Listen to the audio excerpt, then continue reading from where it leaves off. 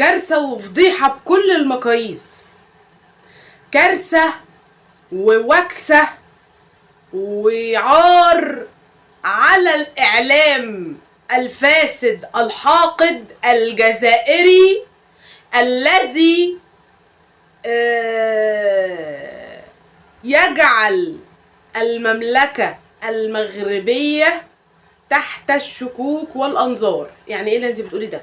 يعني بالعربي كده عاوزين يشككوا في المغرب بأي طريقة ويطلعوها وحشة ووسخة وكل حاجة فيها يعني معدية حدودها. أظن انتوا فهمتوا قصدي. بن شيخ طالع على الهوا بيقول ايه؟ بيقول لك ان المباراة بتاعت المنتخب النسوي الملكي المغربي مع المنتخب الجزائري للنساء، ان المباراة كانت غير منصفة للجزائر نهائي، وبيطالب بإعادة المباراة. يعني متخيلين؟ انتوا متخيلين ان هو طالع بيطالب بإعادة المباراة علشان مشكك في نزاهة التحكيم؟ انت طالع تشكك في نزاهة التحكيم؟ يعني الكلام ده نخليه ليكم انتم مثلا.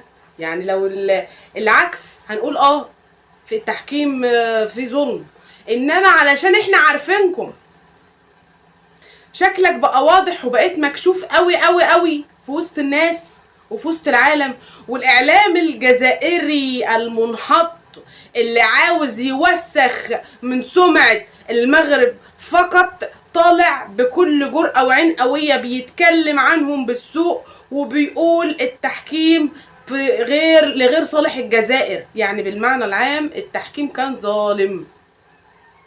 انت شايف ان التحكيم كان ظالم؟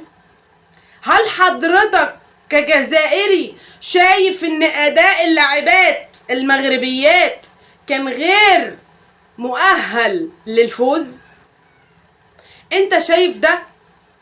ولا حضرتك بتقول كده علشان لقيت الكل بيهاجمك لما رميتوا العلم بتاع المغرب؟ اقفي هنا بقى، ستوب. ايوه هنا مربط الفرس. انت زعلان من الناس عشان فضحوك. الناس عرفت حقيقتهم يا جماعة. مدخلين السياسة في الكورة. يعني هم مدخلين السياسة في الكورة وكانوا داخلين دخلة غلط، بيهتفوا بالأعلام وبيغزوهم وبيترقصوا وفي نفس الوقت شايلين العلم المغربي من المباراة ومش يعني كأنهم مش موجودين. العلم ده انت تتمنى يتعلق في بلدك تفتخر بيه، انما طالع تشكك في نزاهة التحكيم وتشكك في اداء لاعبات المغرب اللي اساسا ده لو هم ناشئين عندهم 15 16 سنة يغلبوا اتخان هتخين فيكم. ده مش كلام، دي ثقة. هي دي الثقة. احنا واثقين عارفين اداء المغاربة ايه. مين هم المغاربة؟ عتاولة الكرة، ابطال الكرة اللي العالم كله اعترف بانجازاتهم ومهاراتهم وخلقهم وكرمهم واخلاقهم وادائهم فوق المستوى. رخر ربنا مسلط عليكم ناس.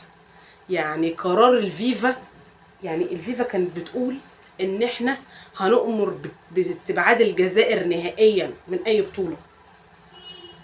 الملك محمد السادس لما عرف ان فيها اهانة لبلده يعني ما غلطش في حد منكم زي ما انتم بتغلطوا. اللاعبات اللي انتوا قبل كده بهدلتوهم، فاكرين نهضة بركان ولا نسيتوا؟ بهدلتوهم في المطار، خدتوا هدومهم وقعدتوهم في غرف من غير مكيفات هواء، جو كان زفت يا كفرة. ليه؟ كل ده عشان ايه؟ دي في الاول والاخر لعبة. ما تنساش ان ده اخوك في الاول والاخر. لو حصلت كارثة هو اللي هيقف جنبك.